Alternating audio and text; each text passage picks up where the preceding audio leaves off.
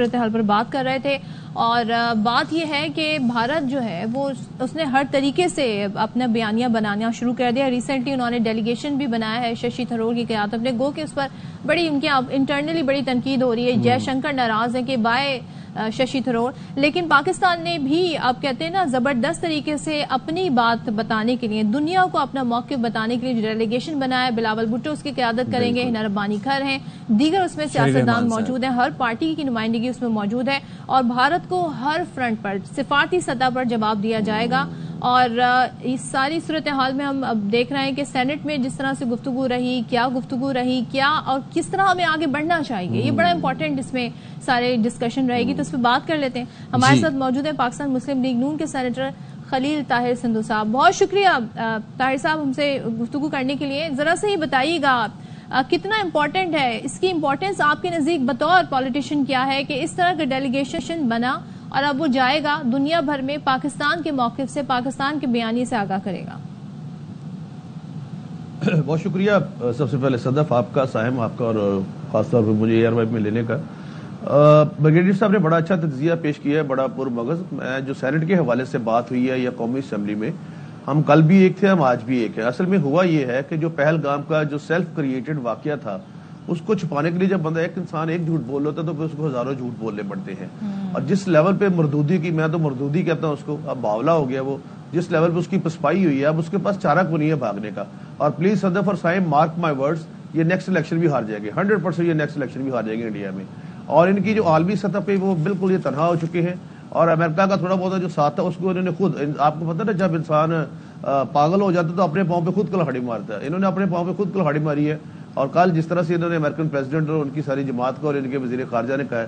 ہاں، جہاں تک پاکستان کی بات ہے، پاکستان بالکل یکجا ہے. ہمارا پرائم منسٹر، ہمارے چیف آف آرمی اسٹاف حافظ سید محمد اسد منیر صاحب، میاں شہباز شریف صاحب، اس کے علاوہ ہماری پوری جماعت اور پوری تمام جماعتیں، تمام لوگ، تمام بچے، تمام فرقے، تمام مذاہب، ہم سب اکٹھے ہیں.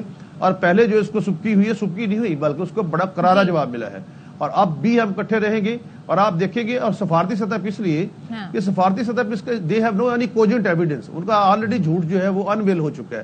لیکن یہ ایک طریقہ کار ہوتا ہے سفارت کاری کا کہ آپ اپنے وفود کو بھیجیں تاکہ مزید زیادہ، کیونکہ یہ پہلے اس طرح سے یہ ہمیں سمجھا مردودی نے یہ کہ شاید ہم سفارتی سطح پہ تنہا ہو چکے ہیں. اور یہ جنگ جو ہے یہ باعث برکت ہوئی ہے اس حوالے سے.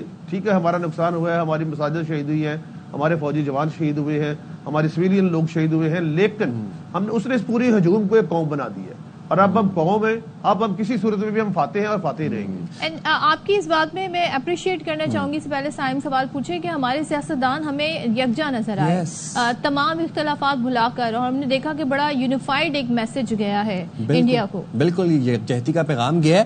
میں آپ سے خلیل صاحب یہ پوچھنا چاہتا ہوں، یہ جو وار سچویشن تھی اور ابھی بھی، کیا ماحول تھا سینٹ کا، آپ نے دیکھا، کیا آپ نے ایکسپیرینس کیا اسمبلی کے اندر، کیا جذبہ تھا سیاسی سطح پر، کیا یکجہتی تھی؟ ذرا وہ بھی ہمارے ساتھ شیئر کیجیے گا ایکسپیرینس.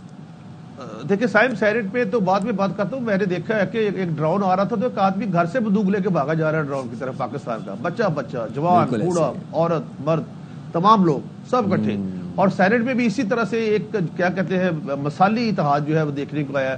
ہم نے یونینیمسلی ریزولوشن بھی پاس کیا ہے، یونینیمسلی ہم نے اسپیچز کی ہے، اور سب نے کہا ہے کہ پارٹیز اپنی جگہ پہ، سیاست اپنی جگہ پہ، وہ ہر طرف ہوتی ہے. It's a global problem. لیکن اس حوالے سے انڈیا کے خلاف ہم سب کوئی جماعت نہیں ہے، ہم سب ایک قوم ہے. اور یہ جذبہ پاکستان کا سینٹ میں بھی ہے. کل بھی اسپیچز ہوئی ہے، ابھی پھر اسپیچز ہوگی.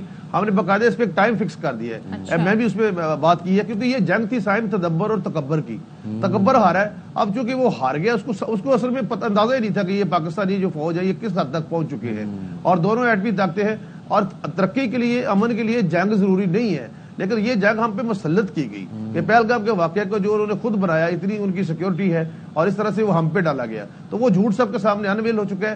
جہاں تک سینٹ کی میں دوبارہ I will be confined on the Senate میں ہوئی ہے یکجا ٹوگیدر تمام پارٹیز کے لوگ، کوئی کسی سے اے این پی سے ہے، پی ٹی آئی سے ہے، ہماری جماعت ہے، پاکستان مسلم لیگ نون ہے، پیپلز پارٹی ہے، وی آل آر ون، اور اب ایک آواز بھی ہے اور متحد بھی ہیں. جی بالکل، آپ نے کہا کہ ہم سب ایک آواز ہیں، اور ظاہر پارٹیاں مختلف سوچ رکھ سکتی ہیں، نظریات رکھ سکتے ہیں، لیکن ہیں ہم سب پاکستانی، اور جب پاکستان پر بات آتی ہے تو پھر ہم سب ایک اور یکجا ہو جاتے ہیں. آپ کچھ ایڈ کرنا چاہ رہے ہیں؟ صدف میں معذرت چاہتا ہوں، اس معاملے پہ پارٹیوں کا اپنا جو بھی مقامی سیاست ہے، لیکن انڈیا کے معاملے پہ اور پاکستان کی بقا اور سلامتی کے معاملے پہ ہمارا کوئی ڈفرینٹ پوائنٹ آف ویو. بالکل میں نے بھی یہی بات کہی تھی. تھینک یو سو مچ. طاہر خلیل سندھو صاحب ہمارے ساتھ تھے اور بڑی زبردست انہوں نے بات کہی ہے کہ ہماری اوپر اگر اس طریقے سے اٹیک ہوگا تو پھر دیکھ لے گی دنیا, اور بھارت نے بھی دیکھ لیا کہ ہم کتنے متحد ہیں. دشمن کو شاید کہیں نہ کہیں یہ غلط فہمی تھی کہ بھائی ان کے کوئی انٹرنل معاملات چل رہے ہیں, وہ ہمارے گھر کے معاملات ہیں. باہر سے کوئی آ کر ہمیں آنکھیں دکھانے کی کوشش کرے گا تو ہم وہ آنکھیں نکال لیں گے اگر کسی میلی نظر نے ہمیں